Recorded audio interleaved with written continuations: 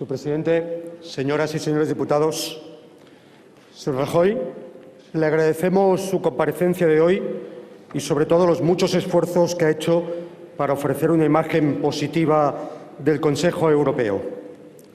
Nuestra valoración, en cambio, dista mucho de la suya, porque consideramos que los resultados del Consejo Europeo son profundamente decepcionantes y sus conclusiones muy desequilibradas. En todo aquello que se refiere a la consolidación, a los ajustes fiscales drásticos, se ha producido la máxima concreción en objetivos, en instrumentos, en normas e incluso en sanciones. Y, en cambio, en aquello que ustedes llaman la otra pata, en todo aquello que afecta a las políticas de crecimiento económico y del empleo, ni una sola concreción, únicamente parole, o sea, bla, bla, bla. Señor Rajoy, nos ha expresado usted hoy la satisfacción por cómo el Consejo Europeo ha actuado y ha dejado constancia del comportamiento del Banco Central Europeo y de la liquidez que ofrece a los mercados financieros y, para ello, a las empresas. Incluso ha llegado a decir, si no le he escuchado mal, que en los próximos meses usted estará satisfecho si se mantiene el nivel de liquidez que continúe siendo el adecuado. Supongo que eso no se refiere a que usted considere que el nivel de liquidez que en estos momentos tienen las familias y las empresas españolas es el adecuado. Porque una cosa es cierta, que el Banco Central Europeo esté inyectando liquidez a las entidades financieras europeas, al 1%, y la otra que esas entidades financieras estén cumpliendo su función y la estén dedicando a lo que debería ser su responsabilidad, que es facilitar el funcionamiento de las economías empresariales y familiares. Sin duda, el aspecto más destacado de este Consejo, el que va a tener más repercusión en el futuro de los ciudadanos europeos, es el Tratado de Estabilidad, eso que se ha venido a llamar el Pacto Fiscal. Ya conocen la opinión de nuestro grupo contraria al Tratado de Estabilidad. Se trata de un corsé con objetivos rígidos e irrealizables, cuyo cumplimiento impide a España y a otros países el desarrollo de políticas orientadas a la creación de empleo. Un corsé que a corto plazo nos asfixia y del que ya muchas voces dudan que ni tan siquiera sirva para la reactivación económica en el medio plazo. Los compromisos que comporta el Tratado de Estabilidad que usted ha firmado son de imposible cumplimiento, sin que ello comporte una mayor destrucción de empleo y un desmantelamiento del modelo social europeo. Y usted lo sabe, y por eso posiblemente su subconsciente le hace repetir permanentemente: lo voy a cumplir, lo voy a cumplir, lo voy a cumplir. Es como si, en términos de exorcista, huyera de su imagen y de su mente el hecho de que muy probablemente la realidad desmienta ese cumplimiento. Usted lo sabe, y por eso el mismo día que firmaba ese pacto de estabilidad, ese tratado de estabilidad, se fijaba un escenario de gasto para el 2012 que no cumple esos compromisos y que incluso pocos días después ha debido ser modificado. Para su comportamiento solo se me ocurre una explicación que está en el refranero catalán. Usted piensa que de aquí al 2013 algo pasará. Qui dia passa, any empeny. Traducido al castellano, los días que vayan pasando, si usted va haciendo pasar días, bueno, va empujando días, meses, y a lo mejor el 2013, antes del 2013, pasa algo y no tiene que irse usted delante de la responsabilidad de decir a los españoles que eso es absolutamente irrealizable. No es solo una opinión nuestra. Usted sabe que en estos momentos ese objetivo para el 2013 solo se puede cumplir si se produce una grave destrucción de empleo y, al mismo tiempo, un desmantelamiento del Estado social. Nosotros compartimos, como mucha gente, el objetivo a medio y largo plazo de la estabilidad presupuestaria, pero de ninguna manera a costa de asfixiar y destruir la calidad de vida de los ciudadanos europeos y españoles. La estabilidad presupuestaria, señor Rajoy, creo que requiere gestionarse con menos dogmatismo del que ustedes están utilizando. Están ustedes, y no solo ustedes, convirtiendo la estabilidad en una especie de dogma religioso que, además, pretenden justificar acompañándolo de la teología del sufrimiento necesario. Y yo puedo aceptar que eso esté bien para el orden interno, el orden de las creencias de cada uno, de las religiones, esperar que en el futuro alguien nos va a salvar. Pero la verdad es que el sufrimiento necesario de hoy para un supuesto salvamiento de mañana es una cosa que los ciudadanos españoles ya no pueden continuar confiando en ella. Tome nota.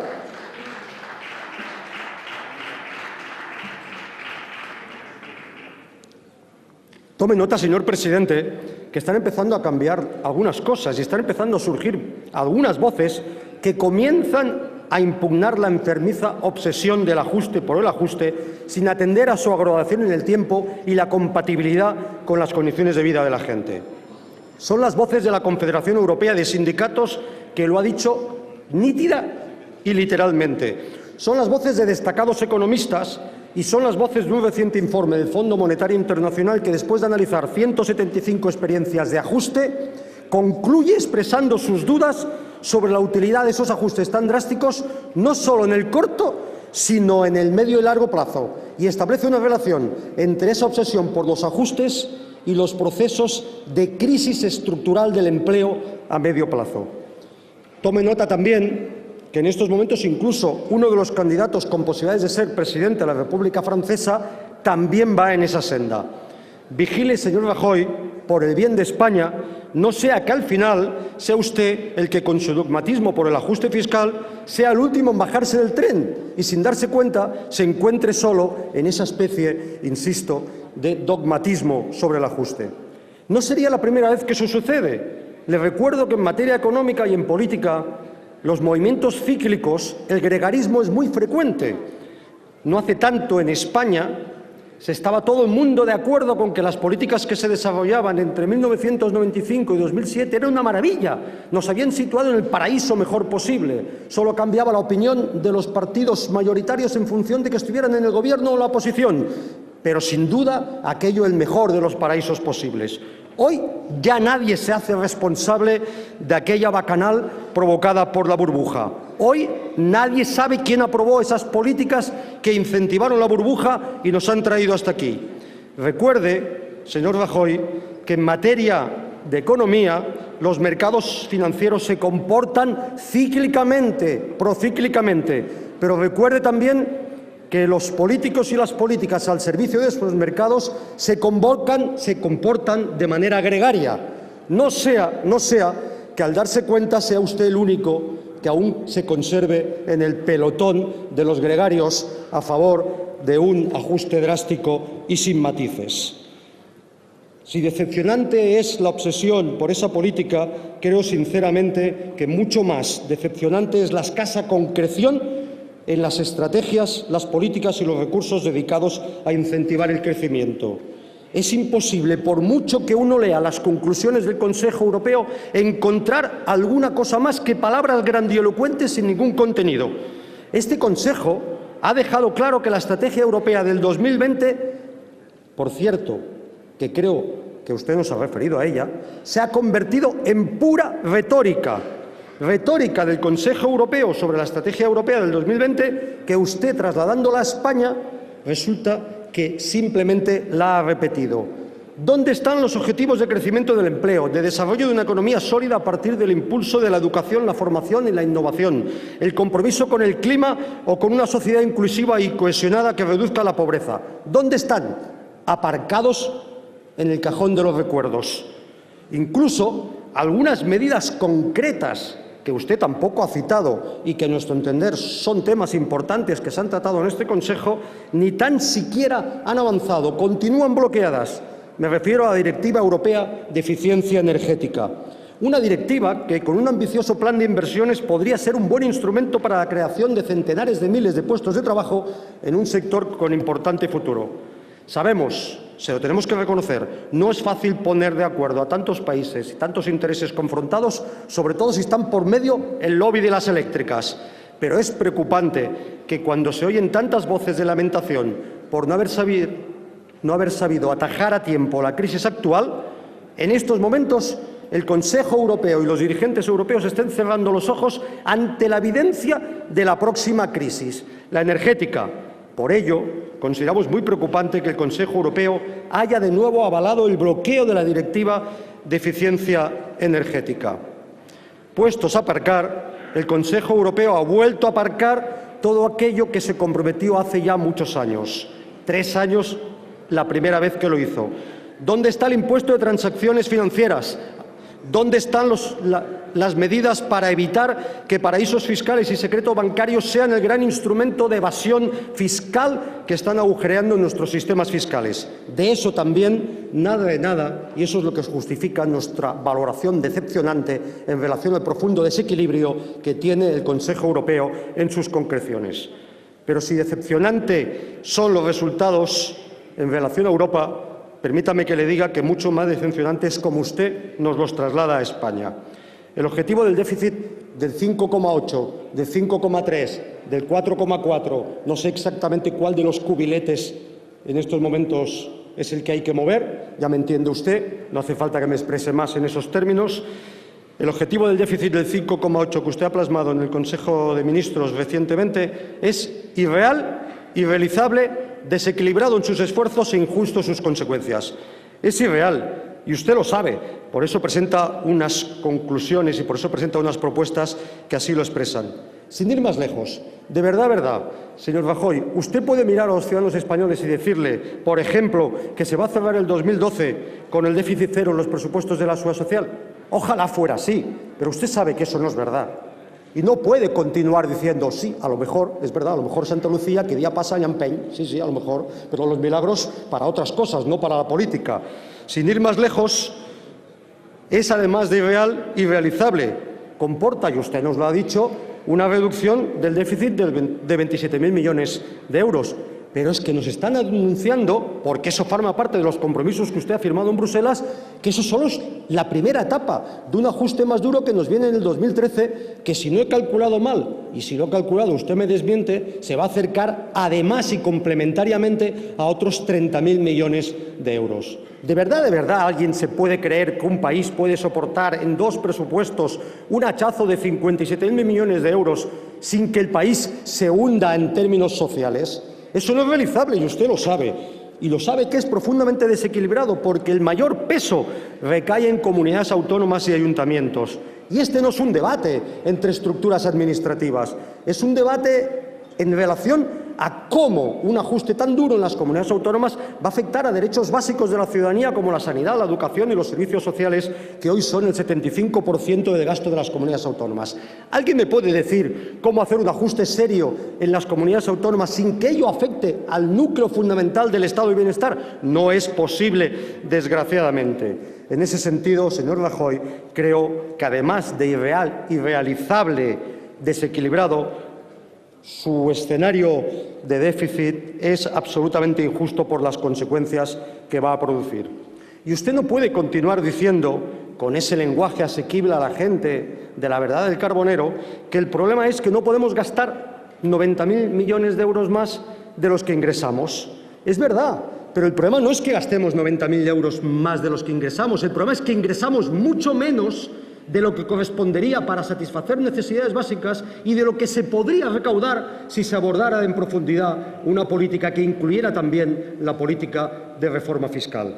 De la misma manera que usted no puede continuar diciendo que el Estado no puede absorber todo el crédito porque eso sustrae crédito a las familias, intentando hacer creer a la ciudadanía que el problema en nuestro país es de déficit público, cuando usted sabe que eso no es verdad ni en términos de déficit público ni en términos de deuda pública, que estamos mucho mejor que otros países. El problema por el cual no fluye el crédito a las familias es porque los bancos están asfixiados por su propio comportamiento y euro que pillan, euro que apalancan, y lo que hacen es todo menos ponerlo a disposición de las entidades financieras. Usted no puede continuar insistiendo con esas aparentes verdades que esconden otras verdades que desmienten lo que usted está diciendo. Le esconde a los ciudadanos que 2/3 partes del déficit corresponden a la caída de los ingresos. Por cierto, caídas de los ingresos que no son una maldición bíblica, que tienen mucho que ver con las políticas que ustedes han estado realizando en los momentos de la década mágica. Porque usted sabe perfectamente que esa caída de los ingresos ha afectado profundamente.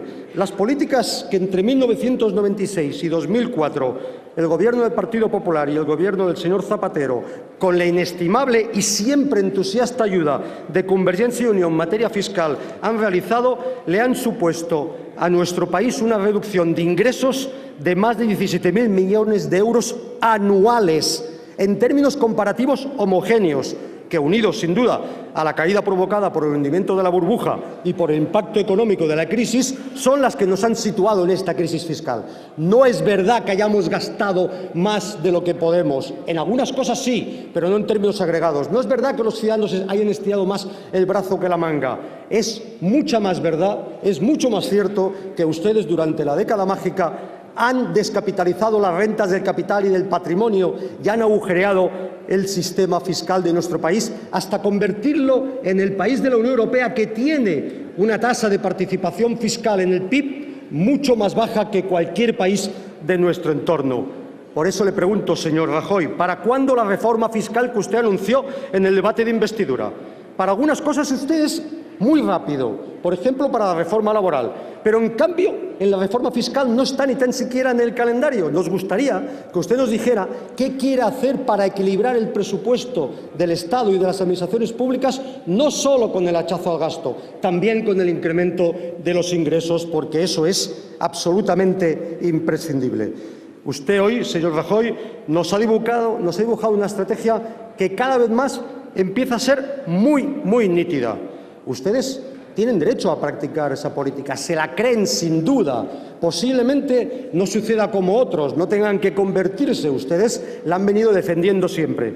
Pero ustedes hoy nos han dibujado, una estrategia que de manera muy clara, permite ver cómo se están situando ustedes delante de la crisis. Ustedes quieren aprovechar la crisis de manera oportunista para abordar reformas estructurales, sí, pero no cualquier reforma estructural. Por ejemplo, la reforma fiscal aparcada, el 31% de la presión fiscal en España, cuando la media son 9 puntos más en la Unión Europea, y los países más dinámicos y con menos problemas, el 46%. Esa es la gran asignatura pendiente de este país. En cambio, a usted lo que sí les interesa son esas reformas estructurales que, aprovechando la crisis de manera oportunista, están planteando más desregulación, menos sector público, más privatizaciones, menos derechos laborales, termino ya, y sobre todo más incentivos al oligopolio bancario. Con esa reforma que se está abordando, el sistema bancario de nuestro país va a ofrecer cada vez menos oportunidades a las empresas. Hay, por cierto, por si alguien no lo ha escuchado bien claro, una reforma de las administraciones públicas que huele a recentralización del Estado y a marcha atrás en materia de Estado autonómico.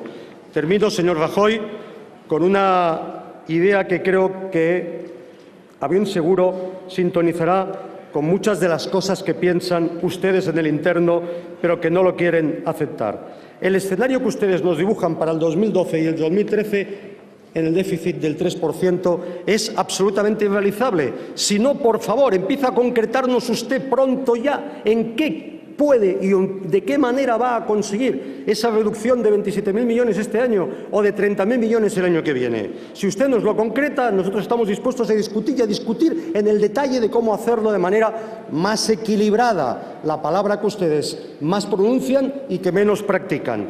De verdad, ¿se cree que es posible practicar un hachazo de 57.000 millones en 2 años sin provocar una destrucción masiva de empleo y del estado de bienestar? Nosotros no. Si usted nos lo explica, a lo mejor nos convence, pero de momento no nos lo ha explicado.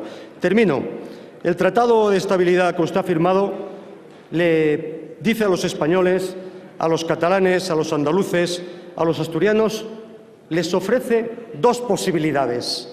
Leyendo ese Tratado de Estabilidad, uno llega a la conclusión de que ustedes, cuando se han reunido y lo han firmado, le ofrecen a los ciudadanos de este país 2 posibilidades.